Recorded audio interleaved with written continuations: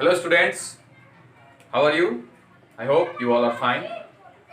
So today we are going to study the chapter 1 of history of class 7 and the chapter is when, where, when and how. यानी कि आज जो आपका chapter है उसका नाम है where, when and how, यानी कब, कहाँ और कैसे। ध्यान दीजिए, सबसे पहली बात है कि हम लोग हिस्ट्री पढ़ने जा रहे हैं। तो हिस्ट्री में एक सबसे इंपॉर्टेंट चीज होती है क्या कि आप देखिए कि हमारी हिस्ट्री जो है वो 3 पार्ट्स में डिवाइडेड है।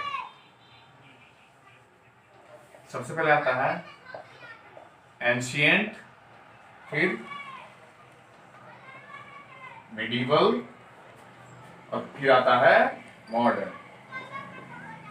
तो जब आप क्लास एंशिएंट हिस्ट्री के बारे में पढ़ते हैं क्लास 6 में, एंशिएंट हिस्ट्री के बारे में पढ़ते हैं क्लास 6 में, मिडिवल हिस्ट्री के बारे में पढ़ते हैं आप क्लास 7 और मॉडर्न हिस्ट्री के बारे में पढ़ते हैं क्लास 8। तो आज हम लोग पढ़ने जा रहे हैं क्लास 7, तो जिससे आपको ये समझ में आ गया होगा कि आज हम लोग मिडिवल पीरियड के बारे में पढ़ने वाले हैं कि वेयर, व्हेन एंड हाउ, कि कब, कहां और कैसे कौन सी घटनाएं हुई। ठीक है। सेकेंडली, मिडिवल पीरियड क्या है, मिडिवल पीरियड किसे कहते हैं, ये पहले शब्द। मिडिवल पीरियड को हम लोग मानते हैं एक टाइम स्पैन है जो हमारे इंडिया में माना जाता है। इंडियन हिस्ट्री पढ़ रहे हैं तो इंडिया में 8th सेंचुरी एडी से लेकर टू 18th सेंचुरी एडी तक मानी जाती है। यानी 8वीं सदी से लेकर 18वीं सदी के बीच के पीरियड को हम लोग कहते हैं मेडिवल पीरियड। तो आज हम लोग पढ़ने वाले हैं इसी मेडिवल पीरियड के बारे में।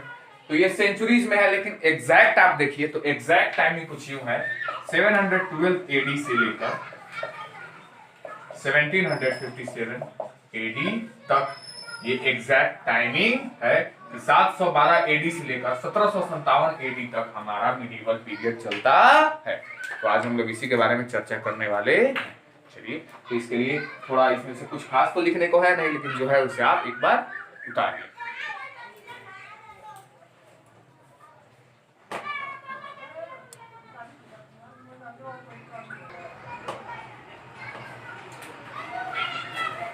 स्टूडेंट्स, तो जैसा कि आपको मैंने बताया कि आज हम लोग पढ़ने वाले हैं मिडिवल पीरियड के बारे में। देखिए, आप जब पढ़ाई कीजिएगा तो जो आपको वर्ल्ड हिस्ट्री के बारे में पढ़िएगा,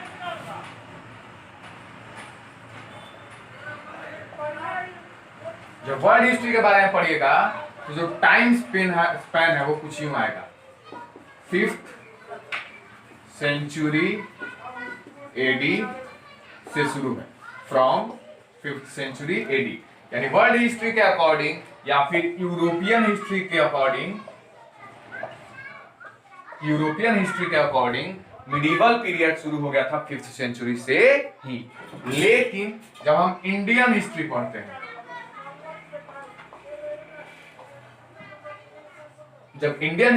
हैं, तो इसकी शुरुआत हुई थी 8th सेंचुरी एडी में। चूंकि देखिए, सब जगह साइंस ये नहीं है, एसएसटी साइंस नहीं है कि सब जगह एक जैसा पढ़ाई होगा, मैथ्स नहीं है कि सब जगह एक जैसा पढ़ाई होगा। 2+2 इंडिया में भी 4 होता है, सिंगापुर में भी 4 होता है, अमेरिका में भी 4 होता है, चाइना में भी 4 होता है। ठीक है। साइंस में जैसे आप यहाँ जो पढ़िएगा वहीं आप किसी अदर कंट्री में पढ़िएगा। लेकिन जब बात आती है एसएसटी की और उसमें भी हिस्ट्री की, जियोग्राफी तक कुछ हद तक माना जा सकता है, लेकिन जब हिस्ट्री की बात आती है तो हर कंट्री की हिस्ट्री थोड़ी डिफर होती है। क्योंकि हर जगह महात्मा गांधी के बारे में और चंद्रगुप्त के बारे में नहीं पढ़ाया जाता है। मानो हमारे इंडिया के हमारे एंसेस्टर चंद्रगुप्त थे, महात्मा गांधी थे या जो भी थे, अगर मानो हम अमेरिका के बारे में पढ़ेंगे तो अमेरिका में क्या चंद्रगुप्त थे?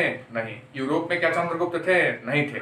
वहां के कोई और हैं, यहाँ के कोई और हैं। तो जब आपको अदर कंट्रीज के बीएसएसटी या फिर हिस्ट्री के बारे में पढ़ना है तो अदर कंट्री का मतलब अन्य देशों के बारे में जब पढ़िएगा तो वो आपको 9th क्लास से मिलना शुरू होगा। अन्य देशों के इतिहास के बारे में आपको 9th क्लास से मिलना शुरू होगा। 8th तक आपको सिर्फ और सिर्फ इंडिया के बारे में ही और इंडियन हिस्ट्री के बारे में ही पढ़ना है। तो सबसे पहले यहाँ पे इंडियन हिस्ट्री, तो इंडियन हिस्ट्री में मिडीवल पीरियड, मिडीवल पीरियड कब से शुरू होता है? From 8th century to 18th century AD, और वर्ल्ड हिस्ट्री में क्या है? 5th सेंचुरी से ही शुरू हो जाता है। तो चलिए अब हम लोग अपने बुक के अकॉर्डिंग पढ़ना शुरू करते हैं। सब लोग अपनी बुक निकाल लेंगे।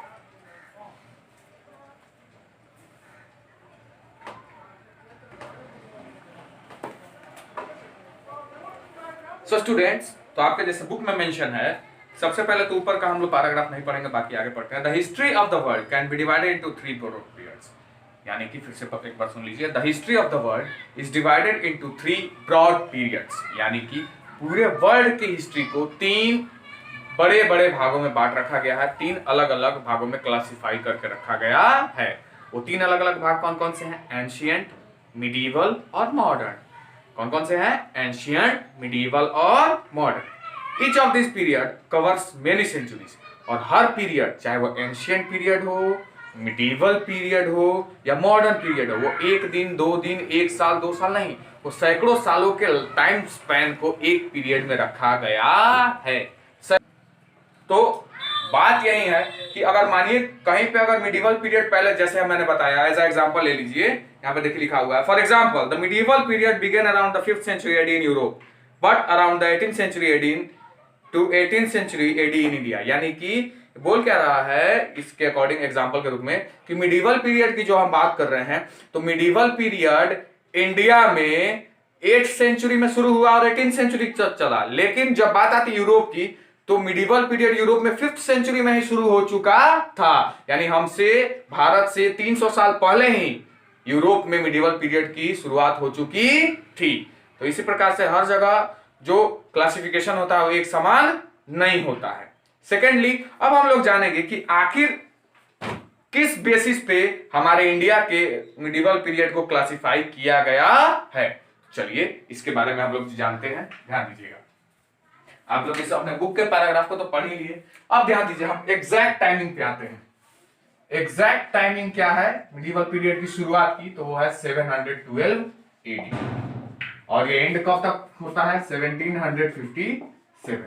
अब देखिए ये दोनों जो टाइमिंग है, यानी कि 712 एडी से लेकर 1757 एडी, इन दोनों टाइमिंग्स में कुछ ऐसी घटनाएं हुई थी जिन कारण से इनको क्लासिफिकेशन में आसानी हुई। जैसे कि 712 एडी में बहुत शांति का दौर था, पूरे लगभग भारत तो एक था नहीं, पूरा इंडिया एक था नहीं, लेकिन इंडियन सब कॉन्टिनेंट कहा जाता है, तो सिंध क्षेत्र था, यानी कि भारत के नॉर्थ वेस्टर्न पार्ट में जो आज पाकिस्तान का सिंध प्रांत है, तो सिंध प्रांत में एक हिंदू राजा शासक करते थे जिनका नाम था किंग दाहिर।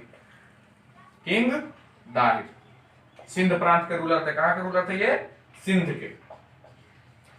और तभी 712 में एक इस्लामिक रूलर, इस्लामिक खलीफा का या फिर इस्लामिक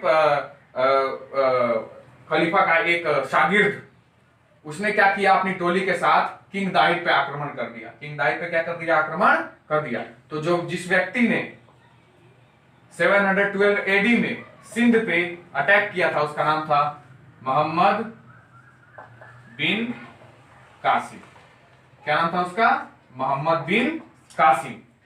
और इस तरह से पहली बार इंडिया में किसी ऐसे व्यक्ति जो कि इस्लाम रिलीजन से बिलोंग करता है वो भारत में आया था।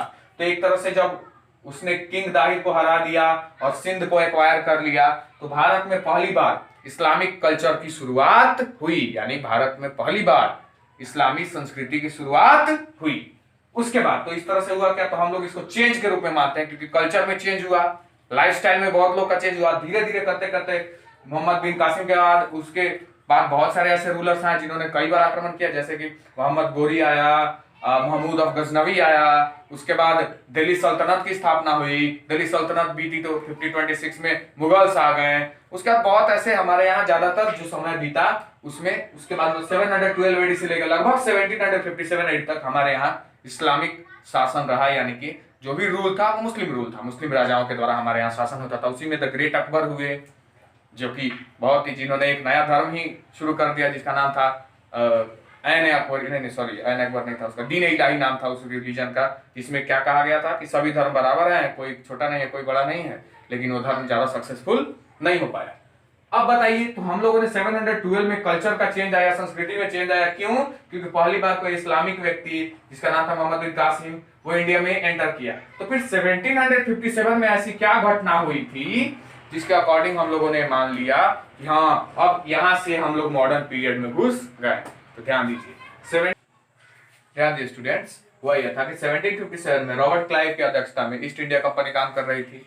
तभी नवाब ऑफ बंगाल, जिनका नाम था सुराजउद्दौला, वो बंगाल पे रूल कर रहे थे। तो बंगाल उस समय क्या था कि इंडिया का सबसे रिच स्टेट था। अगर आप बंगाल पे कब्जा कर लेते हो तो समझिए कि आप इकोनॉमिक सेंटर को कब्जा कर लिए। तो इन दोनों के बीच कुछ कॉन्फ्लिक्ट हुआ, जिसमें एक बैटल हुआ। इस कॉन्फ्लिक्ट के रिजल्ट में, कंक्लूजन में क्या हो गया, एक बैटल हुआ जिसका नाम था बैटल ऑफ प्लासी। और इस बैटल में रॉबर्ट क्लाइव क्या हुए, जीत गए, और वो क्या बन गए, नवाब ऑफ बंगाल हार गए। और रॉबर्ट क्लाइव ने क्या किया, पूरे बंगाल को अपने एक्वायर कर लिया, बंगाल पे शासन शुरू कर दिया। तो पहली बार इंडिया में किसी ब्रिटिशर ने शासन करना शुरू किया था। तब इसीलिए हम लोग इसको मानते हैं कि एक टर्निंग पॉइंट था, और यहाँ से भारत में बहुत सारे बदलाव की शुरुआत हुई। इसीलिए हम ये क्या कहते हैं कि 1757 तक ही मिडिवल पीरियड है, उसके बाद से मॉडर्न पीरियड की शुरुआत हो जाती है। Thank you.